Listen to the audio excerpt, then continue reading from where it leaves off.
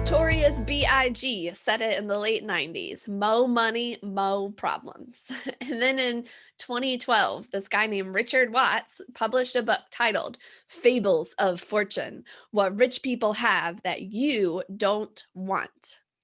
Actually makes a really good point that us middle income Americans probably have things that the rich would love to have, but don't.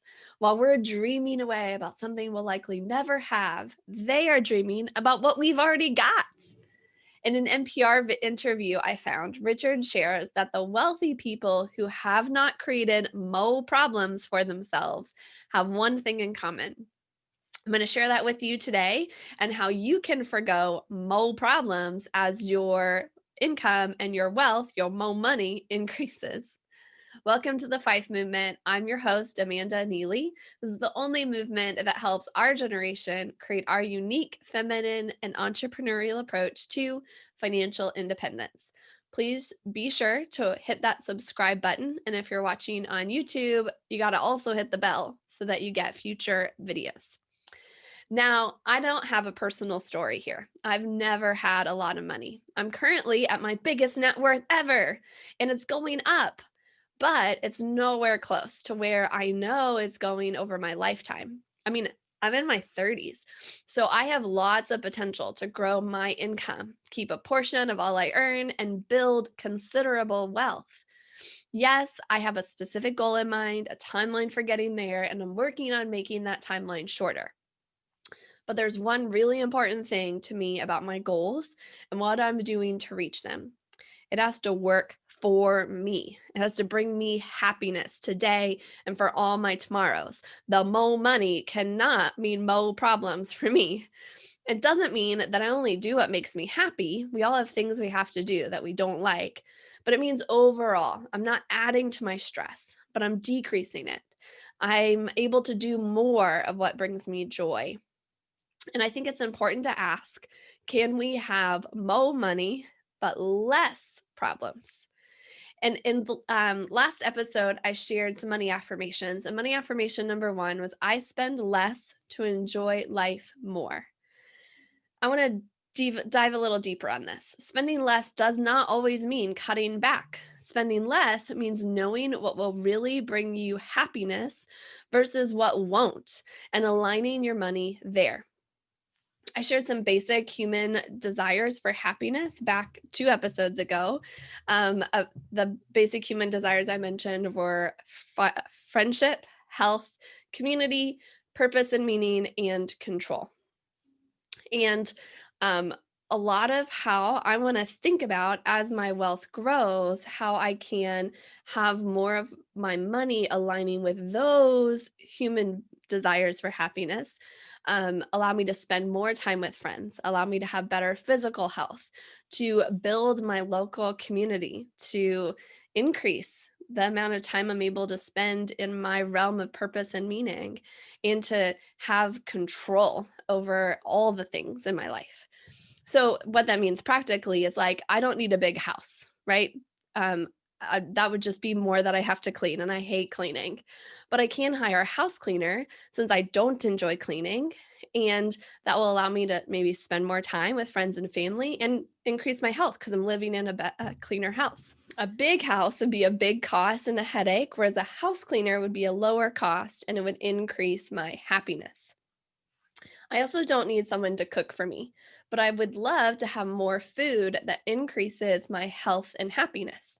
I mean, cooking is really my escape from work. I have to stop working in order to cook dinner for my family. But having healthier food on the table would increase my happiness level. And, I'd feel probably healthier too, right? And I'd be healthier. I also don't need to spend any money to have a good time, to just have fun. We go for what we call adventures, and they can be as simple as going to a different playground than usual or visiting a different part of our city to walk around and explore. Hence, these are some of the ways that I try to spend less but enjoy life more. And this affirms the lifestyle I want to lead, a lifestyle that's happy, not stressful. Now, going back to Richard Watts and the NPR interview, he said that the wealthy who limit their problems, what they do is they begin to use their money as a security blanket and they don't use it in order to elevate their lifestyle. Think Warren Buffett or the millionaire next door. They don't change anything, they just stash money away. They don't allow themselves to have anything and everything right now. They focus on the journey. They create security in order to bring them happiness. And according to Richard, it's not the Joneses next door that are buying everything that are the happiest. It's the Smiths, maybe, who know what will really bring their happiness, and it's probably not the luxury car or the McMansion. It's friendship, community, purpose and meaning, a healthy lifestyle, all of that. But what about you? As you look at where you're currently spending, what shifts could increase your happiness? As you look toward making and keeping more money in the future, how might you spend it to increase your happiness? Now, you might not be able to shift everything overnight, but if you keep in mind this affirmation, I spend less to enjoy life more, I bet you'll start to see ways that you might shift. Now, I'm not pretending like lifestyle creep isn't real. It's totally real. But it can lead to problems or it can lead to solutions. You might have a healthy and happy lifestyle creep, or as your income goes up, your spending goes up as well. But in order you how so but you can do that in a healthy and happy way to decrease your problems rather than compound them. Will you allow yourself to have anything and everything you want, or will you create a security blanket and also still do the random vacation or buy the random thing that brings you joy? On this topic of a security blanket, though, happiness is not always about spending. Saving can decrease problems and increase happiness too. I cover how to save in the next episode. You might think it's about getting good deals to bring you happiness as you brag to your girlfriends about this awesome deal that you got, but it's about so much more than that. Thanks for joining me and connecting with the FIFE movement. As you go about your day today, remember, wealth is coming your way.